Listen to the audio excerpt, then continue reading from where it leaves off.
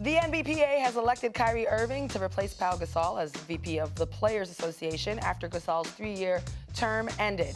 ESPN NBA analyst Kendrick Perkins had this to say on SportsCenter about Kyrie's new position in a leadership role. To me, it's the blind leading the blind. Kyrie has proven to all of us that he's not a leader.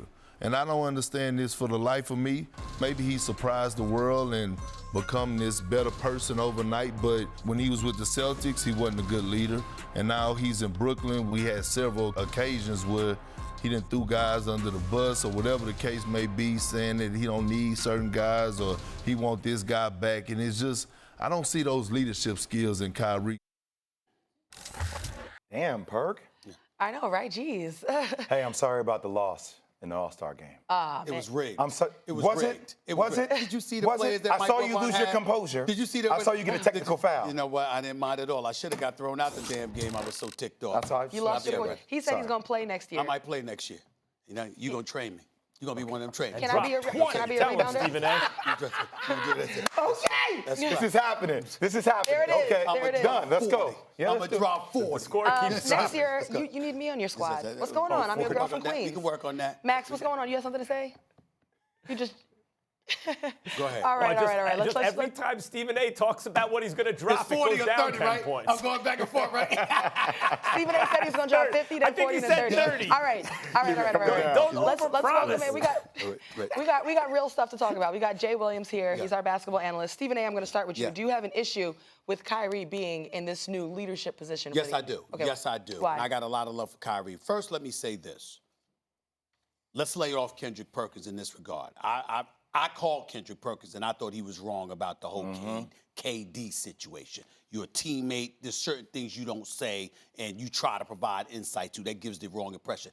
This is just basketball analysis, looking at the issues that Kyrie Irving has had in the games that he's missed and playing the leadership role.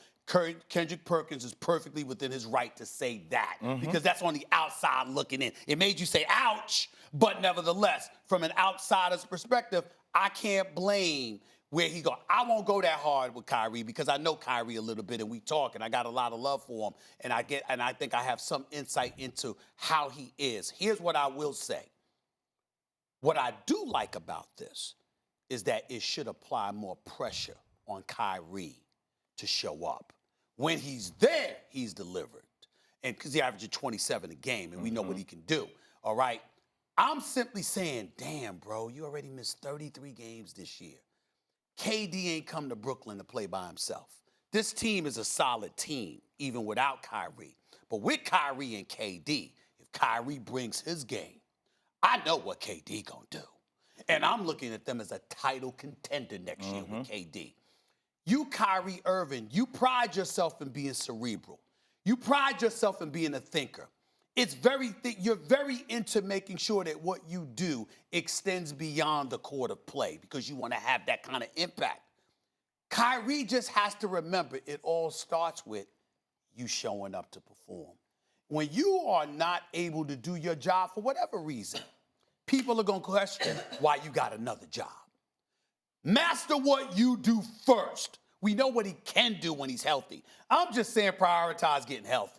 I'm not saying don't be on the NBPA. I'm not saying don't be a VP. I'm not saying don't add your level of intellect or whatever the case may be. What I'm saying is I don't want to see something else be a priority over you being on that damn court. So him being in this position, dealing with those players. He's not saying he's making that more of a priority than him being on the court, though. I know he's not. I'm saying that being in that position is going to put him in a position where people are going to say to him, when you going to play? That's fair. When you going to play? Because we don't give a damn about the damn committee if you ain't playing. Chris Paul's the president, but he's also an all-star. Let's remember that. Go ahead, y'all. This is what Kyrie's election told me. No one must want that job. And like, if it sounds like I'm negative toward Kyrie and going at Kyrie, let me be very clear. Kyrie is from the New York area. He was the first superstar because you got the feeling like he was the lure for KD. He was the one kind of like really wanting to play, basically where he's from. He was the first guy in maybe my lifetime at that level, other than Carmelo Anthony, who said, I want to play on a New York team. I should love Kyrie. I'm also sitting here saying, and I've said before, I think in the history of the NBA, he may be the most skilled player ever. There's nothing he can't do. Whether he always has the wisdom to properly deploy his skills is another point. But in terms of skills, it's absurd. His handles are the best ever. He can shoot the lights out. He's the best finisher in the paint under the rim probably ever. Like, it's ridiculous, his skills. And yet, guys, now we have a huge sample size with the Celtics and the Nets. In both cases, both teams performed a little better without Kyrie than with him.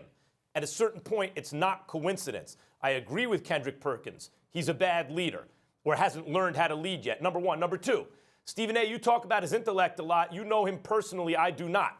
I have seen zero evidence of Kyrie's intellect in a way that would be impressive, to say I'm impressed by it. I'm talking about reactions to his social media ramblings, the flat earth thing, like even if he was saying that tongue-in-cheek, but the way he expresses himself on social media, it's very clear to me he wants to be perceived as a smart guy. Maybe he is one. He has shown zero evidence to me from where I'm sitting that I would look at him and go, yeah, Kyrie's one of those, like, a real smart athletes you come across, who's just a real bright guy. There are athletes you come across like that where you say, this person's bright, period. Not by standards of an athlete, by standards of humanity. It's a really smart person. For example, Kobe Bryant was a brilliant guy. Talk to Kobe. Whatever his measured IQ was, I'm sure it was extremely high. He was a very smart guy, and you come across Kyrie very desperately, it seems to me, wants to be perceived that way, has shown me no evidence. So maybe, because he does seem to elicit some kind of loyalty from some of his teammates. They speak well of him, some of his teammates, and feel he gets a raw deal. And so, okay, maybe he's showing it to them. And here he did get elected by his peers. And maybe it is a job people actually want. And maybe I'm wrong about that. Okay, but I'm saying I have yet to see the evidence of the intellect that you refer to. Thanks for watching ESPN on YouTube. For more sports highlights and analysis, be sure to download the ESPN app. And for live streaming sports and premium content, subscribe to ESPN+.